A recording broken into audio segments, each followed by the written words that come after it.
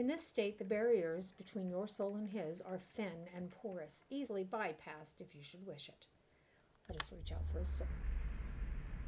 You close your eyes and you edge forward toward the boy's soul.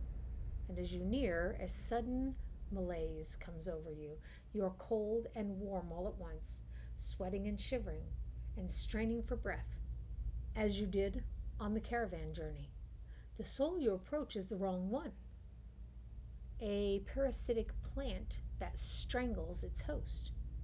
It is predatory and pitiless, and you have crossed paths with it before.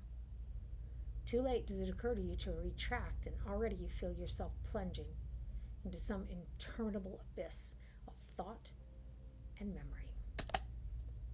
You are standing in a cell now, the same cell in the sanitarium. The halls are moonlit and empty, and you are waiting. At the far end of the ward, the door opens, revealing a flesh golem in silhouette beneath the stone archway. It makes its usual rounds, the same stops every time. The misbegotten child of despondent creators. When the construct is close, you coil yourself up and spring forward, passing out of the boy's body as though it were a membrane. You can sense his body behind you collapsing to the floor, a puppet whose strings were cut. You are rushing forward. You are rushing toward the golem now, bodiless as a gust of wind. Quickly, you think to yourself, quickly, and you feel the strength hemorrhaging from your soul as you dart toward the makeshift abomination. You pass into the golem's shell and overtake the soul implanted within, encircling it, suppressing it, and containing it. This new vessel, in this new vessel, you are strong again. You step heavy-footed down the corridors, unheeded by the other constructs, and scrutinized only by the wary, untrustworthy eyes of the mad, coming at last to an office piled with books and scribbled papers, and the perverse instruments of animancy. You set your oversized hands upon a large machine, a nest of globes and tubes and coils in the center of the room, and go to work, bending wires and unsettling alignments. Your surroundings are pulled past you, and perhaps you are pulled past them, and they dissolve into a blur. When they settle into place again, you are outside on a clear day, standing in front of a crowd stacked high above you on the tiered seats of an amphitheater. You are acting for the crowd, standing deliberately still, but this is no play. A balding man with rodent-like features is strapping you to a machine, the one you had tampered with.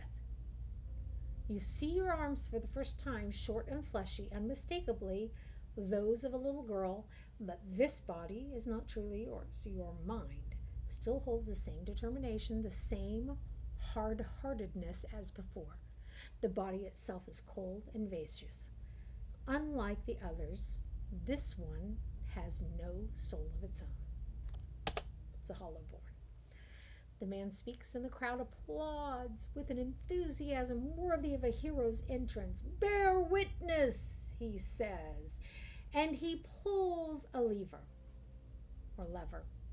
The machine shivers and sparks, and a bead of sweat rolls down the side of the man's brow, but the crowd's apprehension quickly gives way to awe as a crystal globe fills with a radiant mist that casts the entire theater aglow.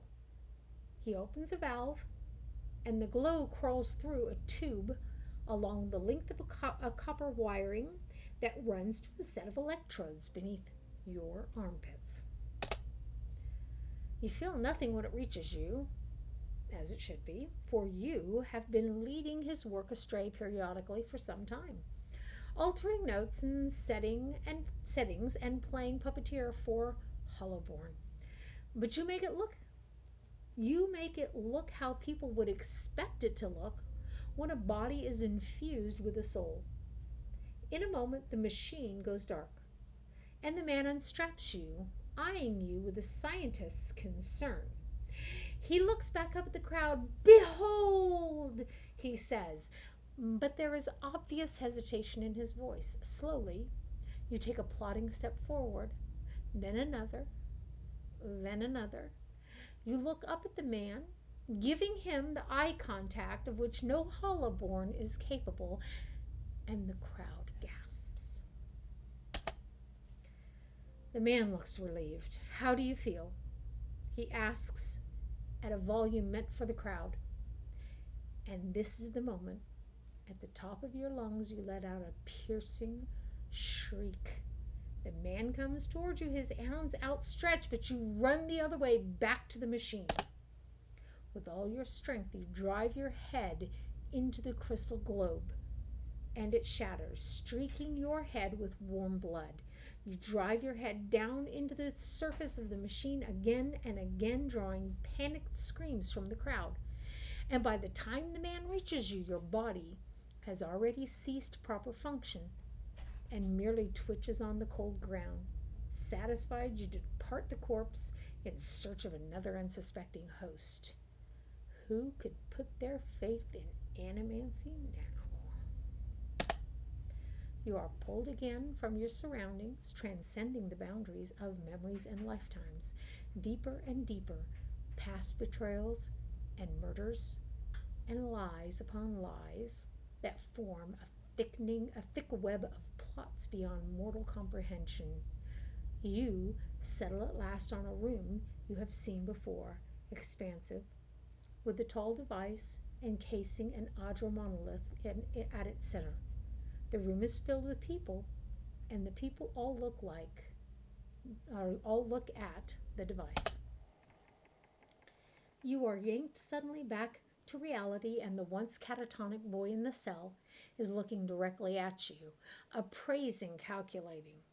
Well, there is no mistaking now that it is the soul of Thaos Ix Arcanon, the man you've been searching for, that gazes out from the burrowed husk. A watcher, he says.